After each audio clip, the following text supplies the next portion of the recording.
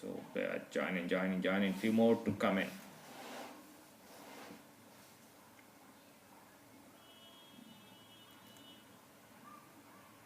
Hey Salim, thanks for joining. Waiting for a few more folks to join in, and we'll get started. It's a quick 15-minute show. So, hi Rusharu. I hope that's your first name. Hey, thanks everyone for joining. We'll get started now. Hey, welcome folks. Thanks for joining. This is Malhar Barai. Thanks for all the hearts that are coming in. Uh, this is a quick weekly roundup on digital marketing, and I wanted to start with the the announcement that Twitter made. They are going to expand the Twitter length, the length of messages to 10,000 characters. For me, that news came as a surprise. Yeah, for most of us, it's a surprise. Uh, I'm not sure what thought Twitter has put into it, because for me, the innovation at Twitter has been it has been going down. So if you look at their history, it started 9 years back, and probably it's one of the oldest baby on social media platforms right now. But unfortunately, they lack innovation. So if I look at their uh, things they have been doing in past 1 year or 2 years, there's nothing uh, that is innovative. Even if you go at the financials, the stock has been going down. The last 3 months, the stock has been down by almost 30%. So the lack of innovation is killing Twitter. And for me, this the platform, though it started off as a fantastic way of communication, it has not lived up to the expectations. So Twitter, for me, it's been going down steadily. I hope they have folks who can innovate, because if you look at what they have done in last few years, they just had, say, autoplay of videos, uh, change their layout, had bigger header images, nothing more. The things that made Twitter, the hashtags, the users, nothing, no innovation there, because I've been studying the hashtags lately on Twitter, and what I find is most of the hashtags, whatever trends on the left side you see on Twitter, it's hacked. It's either hacked by brands, it's either hacked by political activities. There's nothing that appeals to the common person. So that is not something what Twitter intended to do when they started, but that has been happening of late. So I would wish that Twitter looks into it, the hashtags, the hacking of hashtags, and we see a lot more improvement there. The other part where I see Twitter has not been innovating is the fake profiles. You see lot many folks who have multiple accounts, but there is no way you can verify if they have fake. I get multiple messages a day which says pay $5 you get 100 users, pay $30 you get 1,000 users. That is not what Twitter is really about. Twitter started about more of humanizing the brands, humanizing the interaction, but that is not happening. What you see is political activists or brands uh, throwing out contests, throwing out their propaganda on Twitter, and nothing goes beyond that. So I would like to see Twitter probably innovating from that front, and say much more stable platform than what it is right now. I don't see say 10,000 characters helping anyway. You have, if you want to do 10,000 characters, you have platforms like Medium, you have platforms like Blogger, other places that can help. I'm not sure that is what Twitter was meant to happen.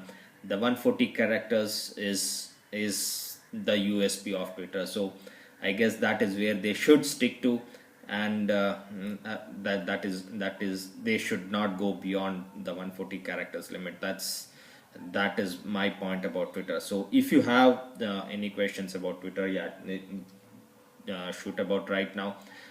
But what do you think? Do you think that Twitter should go beyond 140 characters? For me, it does not. It really does not. It's just a road to doomsday. They are just quickening their fall. If I would if I can say that. So that's the number one rant. The other thing I wanted to talk about today was, say, one of dear friend recently came back to me and asked about, he was running an ad on Facebook, and then comparing the clicks on Facebook versus what they see on Google Analytics. That again, so what they found was, when Facebook ads showed 100 clicks, Google ads was showing only 10 clicks. So there was lot of difference in the ad, in the clicks. Now it was a tough time for me to explain, because the way Facebook treats clicks and the way Google treats the clicks is different. For Google, it is more of sessions. For Twitter, for Facebook, it is more about clicks. So every click you see on Facebook might not be a click on Google, because it is a session there. So, and Google, for Google, the session is about 30 minutes. So if you are visiting the same link within 30 minutes, it's still one session only. It is not more than a session. So you have to understand this difference between the clicks. The other thing was, say again, if you look at the Facebook click, if you have clicked on the ad uh, and the page is not loaded, the page, someone can kill the page. Now that is not a session, so that does not get recorded on Google Analytics, but on Facebook it is still a click. So you have to see there is a difference there also. The other thing was, Google Analytics uses a JavaScript. So if my browser, if I am someone who doesn't want to load JavaScript, and I have say disabled JavaScript, it will not get recorded on Google Analytics. So again, when Facebook is showing a click there, Google Analytics will not record that click. So that is one more factor. The fourth factor is what time the recording, the clicks are recorded, because if Facebook has recorded those clicks in a US time zone, and you are watching, if your Google Analytics is configured for an Indian time zone, you will see a mismatch in number of clicks there as well. So these are the few nuances of both the platforms. But again, you have to understand that it is Facebook for click is a click. For Google, the click is not actually a click, it is more of a session, which is almost a 30-minute duration. So that has to be noted as well. Again, going back to what happened across the digital marketing world. So you again, Twitter, yeah, going back to Twitter, it was more, they acquired few companies of late, and they want to go huge on the ads. So I am looking forward to their ad platforms. What I have seen so far on Twitter ads, they are little expensive, but if done well, the retargeting and all the concepts are much more better than other platforms. So I hope their acquisitions, say done over the last 6 months, will improve Twitter ads. I really look forward to that.